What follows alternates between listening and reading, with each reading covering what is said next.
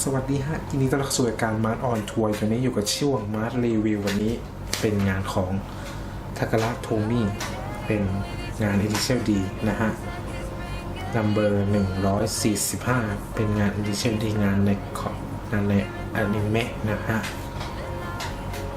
มาแกะดูเลยก่อนว่าเป็นไงมีแผ่นนอกกล่องนะพอเราแกะกล่องออกมาแล้วก็จะมีรถที่บรรจุอยู่ในห่อนะฮะบรรจุห่ออยู่นะฮะเป็นรถ AE86 นะฮะรถ AE86 เป็นงานละเอียดโดยพอสมควรเลยนะฮะงานโทมิก้าเนี่ยงานที่ละเอียดนะฮะงานที่ละเอียดมากนะครับงาน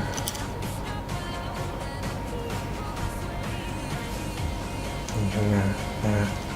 ค่ะเขียนว่าร้านเต้าหู้นะฮะชื่อร้านเต้าหู้ถ้าเรา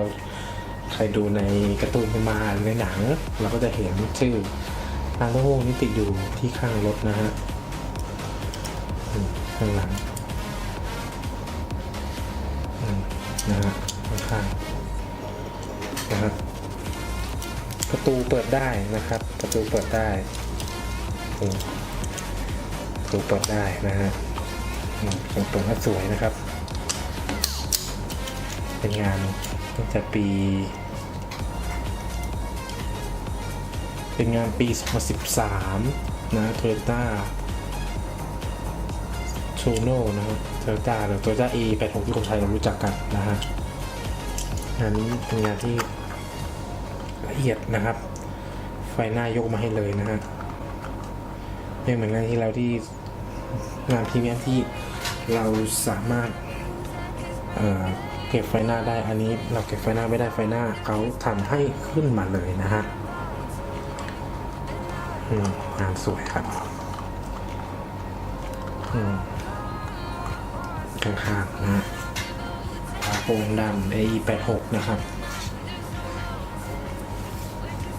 ก็จบไปแล้วสำหรับคลิปรีวิวเล็กๆน้อยๆกับ AE86 นะฮะที่เรารู้จักกันในเต้าหู้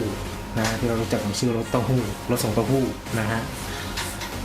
ก็ขอบคุณมากสำหรับวันนี้ก็ถ้าชอบกดไลค์กดติดตามไว้เลยนะฮะเพื่อเป็นกำลังใจให้เราทำช่องต่อไปนะฮะผมก็ขอตัวลาก่อนสวัสดีฮะ